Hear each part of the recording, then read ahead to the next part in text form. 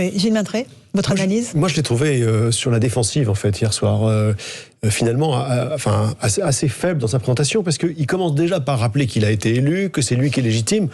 On avait envie de dire, mais pourquoi est-ce qu'il a besoin de le rappeler? C'est qu'il y a peut-être un point d'interrogation dans la tête de tout le monde.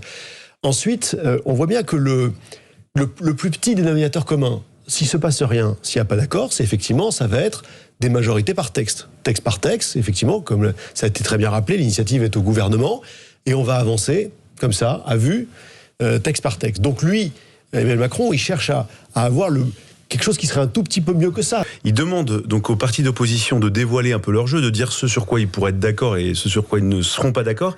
Et en fait, il a fait exactement le même exercice la veille en recevant tous les chefs de parti. Et d'ailleurs, Fabien Roussel, quand il sort de l'Élysée, il dit, moi, il n'y a aucun problème, je pourrais envisager de rejoindre un gouvernement d'union nationale, mais avec telle et telle condition. Et en gros, Emmanuel Macron ne l'acceptera pas, donc le gouvernement d'union nationale ne se fera pas.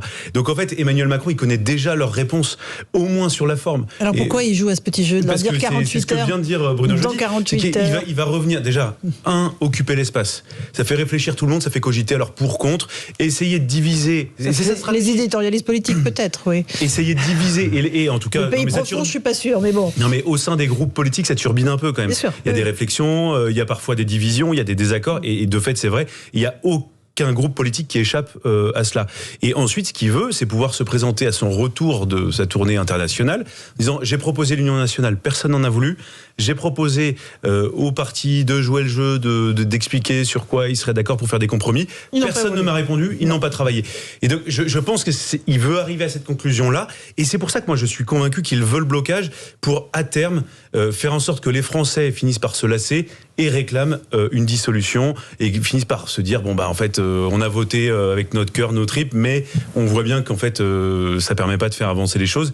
Je pense que c'est ce qu'il a en tête. Après, la suite, on la connaît pas. Très surprenant qu'ils ne disent pas, Madame la Première ministre, et je lui ai demandé de consulter les chefs de parti, puisque bon, voilà, donc bon, on a l'habitude, hein, il cite rarement ses premiers ministres, hein, il a rarement cité Édouard Philippe, et rarement cité Jean Castex aussi, donc ce n'est pas une mais pas du tout, c'est rare. Mais pas du tout, et surtout dans la situation où est Elisabeth Borne, c'est-à-dire que c'est vrai que le profil d'Elisabeth Borne, si on prend, c'est-à-dire ancienne préfète, haut fonctionnaire, une expérience politique ministérielle, c'est tout, mais pas une expérience politique réelle, même si elle a été élue dimanche députée du Calvados, c'est une expérience politique qui est assez faible au regard de la situation qui demande une grande expérience politique et surtout capable de négocier les compromis, les accords de gré à gré dans l'hémicycle, et puis surtout j'allais dire une présence et presque du verbe qu'il va falloir avoir dans l'hémicycle. Donc ça va être très compliqué pour Elisabeth Borne.